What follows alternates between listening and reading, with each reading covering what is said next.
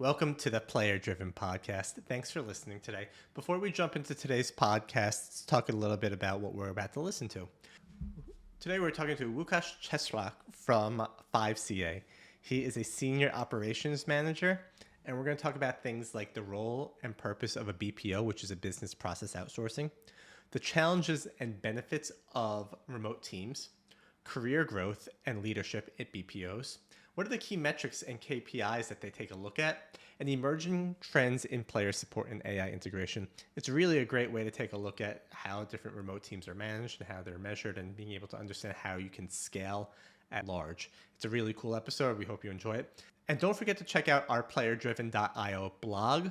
We have community that we're building up on Discord. We have social channels. We're throwing a whole bunch of stuff out there to see what works. So if you have any feedback or any thoughts, please never hesitate to reach out, and love hearing from everyone. So thank you, and I hope you enjoy this episode. Good afternoon, everybody. Welcome to the Player Driven Podcast. Greg here. Today we are joined by Łukasz Cieślak from 5CA, and I butchered his name even though we practiced it, and I apologize ahead of time, but he's been with 5CA for about 4.5 to 5 years now, I believe. He's a senior operations manager, so he's in charge of a lot of different types of people, doing a lot of different tasks, and it's exciting to understand, what is the role of a BPO, and specifically what are the metrics and KPIs. Łukasz, thank you so much for joining us today. Anything you'd like to say about yourself? Thanks, Greg. Your pronunciation of my name was almost perfect, so thanks for that. What else to add? As Greg said, I'm Senior Operations Manager at 5CA. I have over 10 years of experience in customer services, player support, and overall in BPO industry. I'm really passionate about what I'm doing, about delivering exceptional service to the players and to our clients. And on personal note, I'm proud father of three amazing children. Huge fan of ARPGs. And really, that's what brought me to 5CA. So on one hand, a passion to games, and on the other, opportunity to work for a remote first company. That's great. And let's start with this high level, right? I've heard 5CA a lot. I've seen 5CA a lot. What is a BPO and what is 5CA? Sure. So overall, BPO stands for business process outsourcing. So usually, when a company would like to outsource part of their business, what we are focusing at is customer support. They are reaching out to a company that is offering such service. And now moving to 5CA. At 5CA, we are mostly focused on player support and customer support to tech companies. So whenever a company would like to or realizes that they need some support with their support departments, or they would like to outsource some of that work to someone else, such companies would reach out to us. And what we provide is, on one hand, it's agents who are providing support on behalf of such companies. They are in direct contact with players, with customers. But on top of that, of course, whole management of that. So not only agent roles, but also senior agents, team leads, quality specialists, training specialists. So we could say that we are able to fully take over the support and responsibilities for a company, and really provide exceptional service to them. But on it's not only about people, but also about data, analytics, workforce management. So we could say it's like a whole package. Yeah, I mean, there's a lot of questions. I feel like I can go from here, and we're on a time restraint. So I'm going to try and focus some of my questions, but they might wander to all these other places. The first one I think about is how does and maybe this isn't where you kind of sit on a normal basis, but how does a company realize like now is the time to look for an outsourcing partner, right? Like, I feel like a lot of companies might have a little bit of pride and they'll be like, no, we can do this. We can do this. Like, have you noticed that there tends to be this point where it's like, okay, I need to look for someone else? Yeah. Um, I would say that there are two options that I'm thinking of. The first one is a scale. where you really see you have a lot of tickets, you have a lot of backlogs, you need to start growing your team, you realize that it's becoming a burden for you. I think that that's usually one of the reasons why companies will start to look to outsource their support. The other is when they really want to have someone who has knowledge, experience. They don't feel like focusing on something that they are not experts to, so they want to focus on their, like for gaming, on delivering great game, great product, and maybe they don't want to lose focus, and they look for a partner who can provide that. That's two great reasons, right? Just to kind of rehash them, right? When you're ready to scale and perhaps you can't scale quick enough, right? You might as well look to an outsource partner that does this for a living. They understand the Yeah, challenges that you're focusing on. And the other side of that was, your best practices. You might be really yeah. good at making video games and you don't want to focus, or technology, right? And you don't want to focus on the support side of it, right? So do what your core competency is, and learn to ask for help when you need help in these other fields. Yeah, exactly. The other thing you mentioned in your intro was that part of the reason you like 5CA and you went with 5CA is for its remote/hybrid working environment, which for a period of my life, I managed a support team and it wasn't a very large support team, but I can't imagine managing a remote support force. And that's obviously one of the reasons you want to go there, right? Was there a challenge or like new learnings you had to learn on how to help manage a remote team?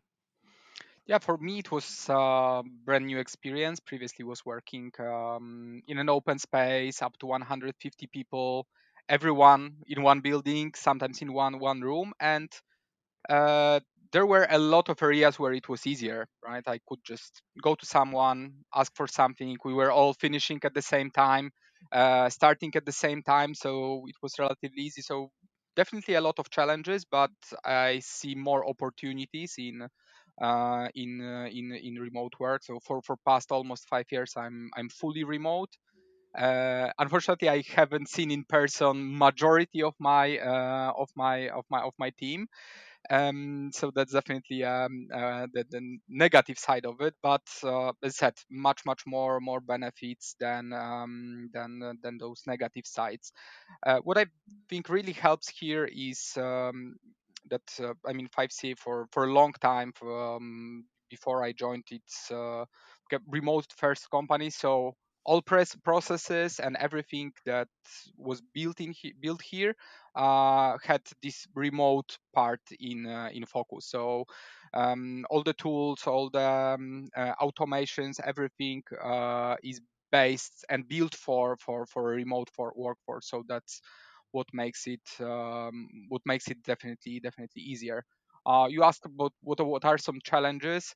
Definitely moments where you need to meet with group of people, and this group of people is located across the globe. I frequently try to meet with my colleagues from Malaysia and El Salvador, for example, at the same time. Those things are difficult, but luckily, the majority of the processes that I have in my teams are asynchronous, so we try to make things work so that we don't need to be here at the same time in the right moment. Yeah, I mean, all companies I worked for, whenever you go over multiple time zones, right, it becomes a challenge, remote or not. It's just when you Yeah. have teams that are scattered all over the place, how do you focus? Are there any specific tools that you guys utilize internally that you rely on, whether it be tools to help monitor performance or tools to help monitor workflow or just like a Slack type of tool? Yeah. Yeah, definitely. First thing I would say here is that at 5CA we are Microsoft first company, so we utilize majority of the tools offered by Microsoft, and it makes things easier because of the integration and how, let's say, all those tools interact with each other. So for me, learning properly how to use Teams, how to use SharePoint, how to use all the functionalities there, I think that was the first step to success, really. But whatever tool you are using, I think it's good to know what are exactly the features, what are the new things that are popping up, because they become really really useful. My favorite feature now from Teams is transcripts of the calls, making recaps. Makes things really easier to track tasks and just what would happen preparing meeting minutes. Absolutely love it. Every tool that has those transcripts now, especially when they have the transcript and then the summarized bullets of what was talked about, I Amazing. feel like that is such a game changer in productivity. It's just like, oh wow, I can digest this so easily now. Yeah. Um, we kind of got ahead of ourselves. Your role is the senior operations manager. What is the role of a senior operation manager? um, I would say it has three parts. I mean, that's how I usually explain this. So on one hand, I'm responsible for my teams. So I have a teams who are supporting different clients, different games. So on one hand, it's like a team manager role for my teams, for my team lead. So I need to be for them. Second part is the clients, so building relations, delivering results, making sure that their needs are met. And the third part of it is 5CA, so making sure that we deliver the results internally, that everything is taken care of for the company. So it's like a triangle, and you need to make all those three parts and all those, let's say, stakeholders happy. When it comes to things like, I'm going to say schooling, and I don't mean it like that, but you learn Yeah. different skill sets, right? It could be project management, it hmm could be in the terms of game creation, right? Engineering, developing, right? Like, what are the skill sets that you tap into mostly on a day to day basis that you like to hone in on? um, in my role, you need to be a jack of all trades, because on one hand, as I mentioned, it's project management. So you need to deliver certain things in a certain way in a time. Then we have workforce management, making sure that we have right people at right time in right place. Human relations, payroll. So we need to really focus on a lot of aspects. What I personally like, I really enjoy working with data. So all kinds of analysis, looking at things from different perspective, looking for new solutions to resolve the problems. That those are the things that I really enjoy and focus on and try to develop. It seems like you have this fun kind of balance between different tools that you're using and technology as well as the human side of it. Like, you Yeah. keep saying workforce management, and that's something like I understood, but like I just never messed with any of those tools. But they're like, with AI taking a big jump into any of this stuff, like, has any of the workforce management tools improved? Like, do you like using these tools? I know that's a really vague question, but like, I'm just curious on like workforce management. Yeah. On AI side, for workforce management, I didn't deep dive into that. It definitely helps with data analytics, which is huge part of workforce management. But how to summarize this? I mean, in a lot of companies, especially in BPO, have separate workforce management departments, and those people are supporting operations. So people like myself and my teams in making sure that we have enough people to work to handle the incoming volume of either tickets or phone calls, making sure that we have right skilled people here at this moment, managing all the breaks, things that are happening, incoming volume, predicting what would be the volume. So overall, they are just trying to make sure that we will really meet all our quantitative KPIs Yeah. consistently. Good thing you like data, because it sounds like you got a ton of it that you can kind of dig through and analyze out of. Absolutely, yeah. When a studio or a gaming company is looking for a BPO, right, and you know they ask themselves, how do I know this is the right BPO for me? Like, I have this question. I don't know the proper way to ask it, but like, Mhm. Are supporting games the same, or does it become different based on genre? Do you get asked, "Hey, we're special, we need this, or we have this type of program going on"? Like, do you fit the mold that the studio needs, or do you provide best practices and saying you should fit this mold? And again, really broad Mhm. question, so take it as you see. Yeah.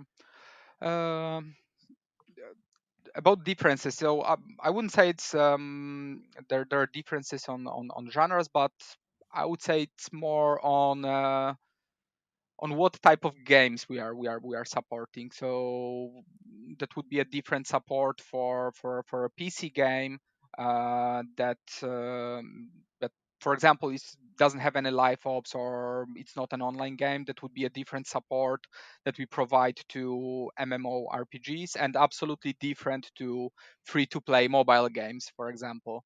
So definitely those, I would say that those would be the key factors here. And when companies are looking for BPOs, they definitely need to uh, yep, figure out what they really need from. Do they only need someone to provide them with agents and nothing else? Do they want a partner that will help them with the managing the whole structure, whole department for them? I think that would be a key role here. What I really like about gaming, and uh, comparing it to various different industries that I worked in with customer support, is that it's much easier to find people who really like your product, and to find people who will work for you who like this product. And it's I would say it's so much easier, because as an example, in the past I used to work for we're providing support for super innovative medical product, but it was kind of niche product, and even though it was a life changing, it was hard for people to be accustomed with this product, or be like fans of this product. We all liked it because it was great, but it's so much easier with games, because a lot of people who we are hiring on especially on agent levels, I think it's like 90% of them are gamers. So even if you are not a huge fan of this game, but you like games in general, it would be so much easier for you to provide support.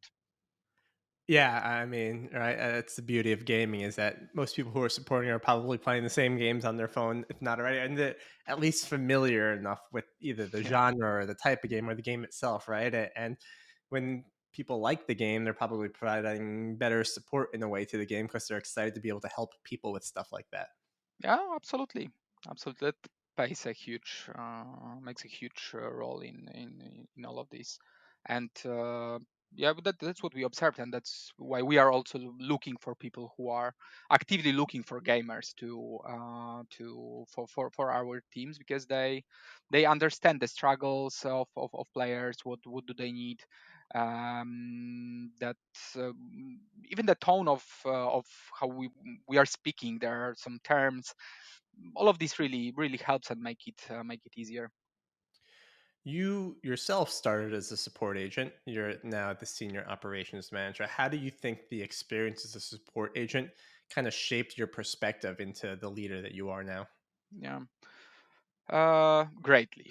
Shortly, they did greatly, because that's definitely one thing that I recommend to everyone, to at least, if they don't have a chance, at least to spend a lot of time with people who they are managing. For me, as you mentioned, I was support agent for, I think, 2 years before I got promoted. So there were things that were natural to me. I completely understood what my coaching sessions, what people are speaking to me about. I know the struggles, I knew the limits. I wasn't blindlessly giving targets, because I knew that some of those are just impossible to achieve. So it really helped me understand the role, and all the struggles that you go through as an agent. And there is a lot, like incomplete databases, your knowledge bases, handling difficult customers, going to work and seeing that there is a backlog that you will not handle for 10 upcoming days.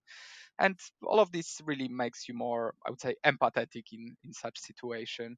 And it really helps me now, because especially whenever we are creating some new processes or automations, we should always think about the end users of that.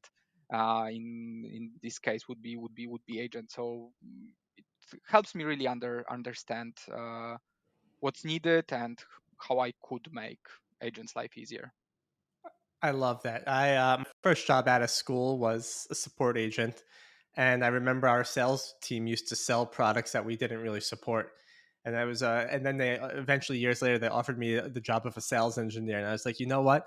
I am never going to screw over my support team the way that I've been screwed over by my sales Yeah, team. Like I'm going to be the honest sales engineer that comes in, and that was like always what I based my life off of. I think starting down as a support agent, right? You get to see crap, right? You get to see the yeah, worst of the worst. You get to see the best of the best too, right? But like you tell yourself, like once I get to that next level, I am going to support my team. I'm going to do whatever in their best interest to protect them. And I think starting at those levels are super important. You need to be able to see what it's like on the floor. And if you don't know what it's like, it's going to be hard to come in and start managing someone like absolutely. that. Yeah, fully agree.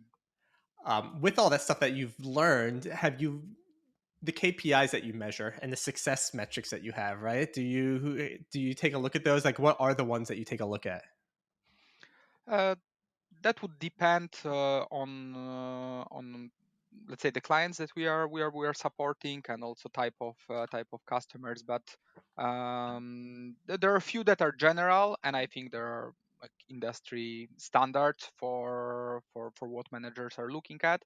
The first one would be service level, so how fast we are responding to player inquiries on average.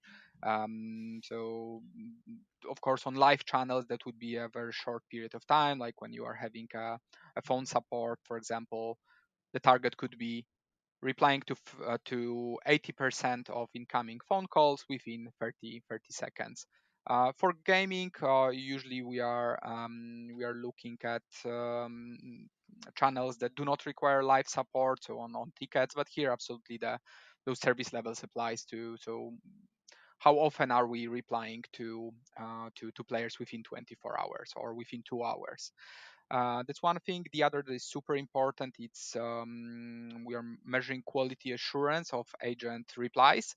So we are looking at we could say how well they are adhering to processes and to the way how we would like them to provide support. That's really important because we need to make sure that we are speaking the same language. And I think that's one of the things that's really important in gaming, because the players are really vocal, and they are all over social media, all over Discord, and they would quickly figure out if something is not consistent. They are sharing your tickets, they are sharing the experiences that they have. So the moment one agent says one thing and the other says there's a second, you have a clash, because immediately everyone knows that we are providing two different different answers to the same solution. So those two, and as a third one, I would say in some way measuring satisfaction. Either it would be through CSAT, maybe some companies would like to do the NPS surveys, but definitely analyzing the player feedback. It's a super important thing, because that helps us on one hand improve support, but on the other improve the games and provide some feedback to product teams. Going back to kind of your journey, right? As senior operations manager, have you considered what the next logical step in your career is, or are you happy where you're at? Like, where does one go from here?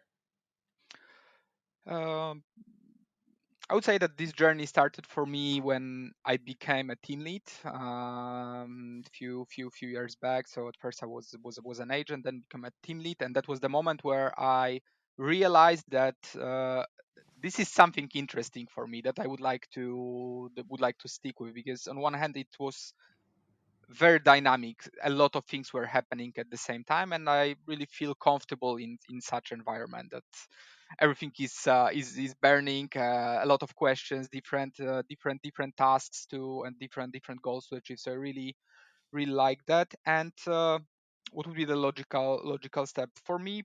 Definitely going either a step higher to becoming a director, more involved into, say, strategical thinking and strategical approach to developing the clients we are working with, or potentially going more into sales, account management area. We'll see, but definitely staying where I am in terms of player or customer support. Would That's you what I say really like. would you say you've become more of a people person as you've kind of moved up in the industry organization, or I guess I always imagine you said sales, right? And salespeople and I think kind of support people have different mindsets, right? And as a support person, your skill set doesn't have to be like, hey, I'm going to communicate with you all the time, right? We're not proactively communicating. Whereas now, where you're managing, it's up to you to reach out, be start those conversations. Like, have you found that you love that type of thing more? Do you miss kind of just closing tickets? Uh, Closing tickets was definitely easier because it, on one hand it was mindless because you know what you need to do, you know your products, you know your tickets, and then you could forget about anything. And here it's different because you have plenty of stakeholders, plenty of people, plenty of problems that you need to take care of. Um, I wouldn't say I miss going back to the times when I was handling tickets because I really like where I am at the moment. Really like working with the people, gathering ideas, brainstorming, developing something new, improving. That's what really drives me and what keeps me motivated. How do you remain educated on the latest trends in support and gaming and all that stuff? Mhm. A lot of reading, either on LinkedIn, new articles, being on different Slack channels, Slack groups, different Discord groups. Really listening carefully to your clients, to your competitors as well. Just being there. So definitely reading a lot, or listening a lot about what's happening around, but then also testing things on your own. For me, that's the best way to learn something. To like with AI, for example, which is like the most common topic recently. Started power using it from really prompt engineering to really using it for very basic tasks. So instead of theoretical reading about something, but putting it into practice, into action. Do you with that, right? I'd love to talk about the future of player support in gaming, the different tools, and AI is one we hear about all the time. Everyone knows everything about AI and what's happening, but like there's a lot of good use cases out there for AI. Is that stuff you're playing around with on your own? Is it things that you are eventually looking to implement? And I realize these are probably going to be your own personal views, but like how do you view AI in the industry? It started playing a huge role, whether you like it or not, but it is here and it will stay here. That's for granted. Um, what I think it would be the most useful in. I see it like that the companies who will be most successful will have some, let's call it like a hybrid model, where they will have support agents, but those support agents will be equipped with super advanced tools that will help them being much more productive than they are at the moment. Because they will be, on one hand, uh, AI will for sure help us deflect some of the easier player questions. That's for sure. That's already happening. So that would help agents focus more on those really either important tickets, urgent tickets, or something that requires much more investigation.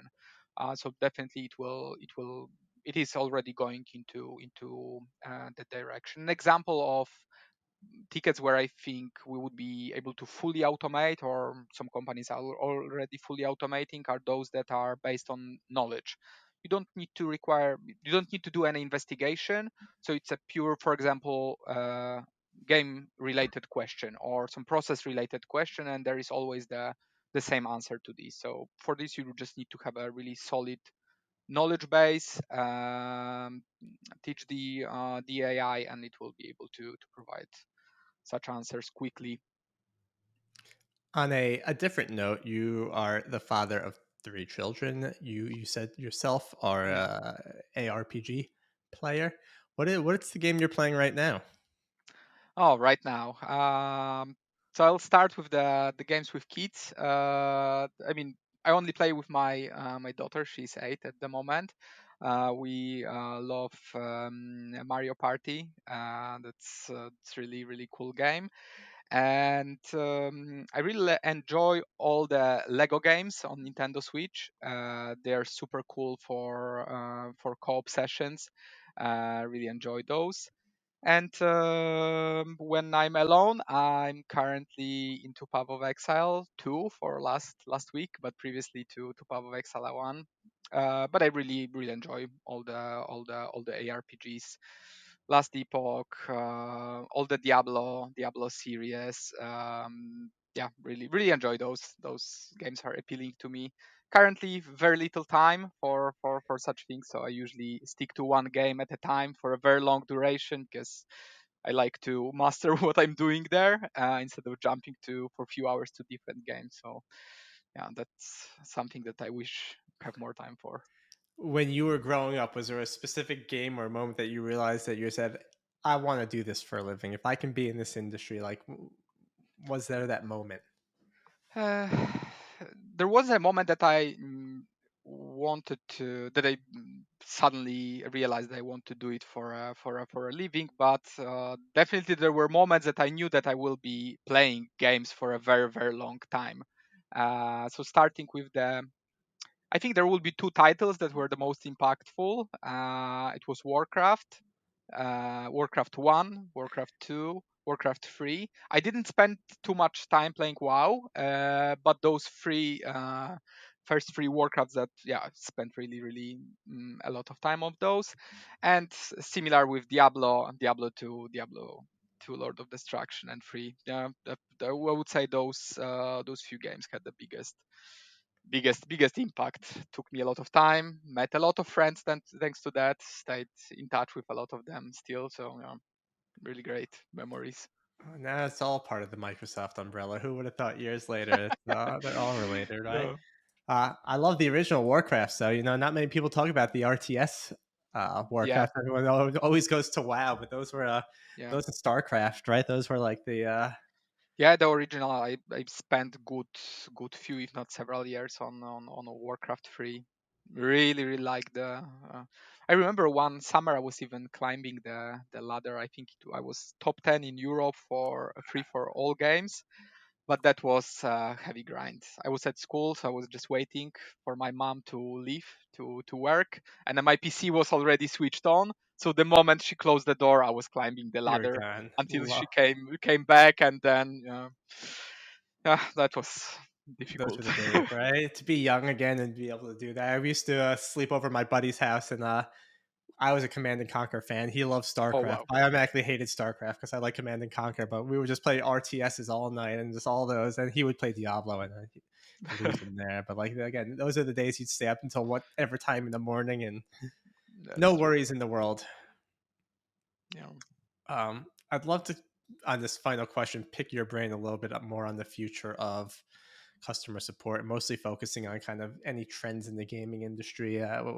We were a while ago taking a look at things like trust and safety was becoming a little bit bigger. VIP support was becoming a little bit bigger. Are there any additional trends or things that you're seeing in the industry that you think will take a hold in 2025? For gaming support, I would say, and that's what we see being more and more popular. It's the VIP support, um, and I think it started developing already like 2 3 years ago when I first encountered that. There are much more companies looking into this, um, and it's quite, I would say, quite complicated topics because a lot of people have mixed approach to this. So there is definitely not a golden rule here that we can apply to all the companies. Everyone needs to ask themselves who are their VIPs. Do they want to provide an exceptional service to them?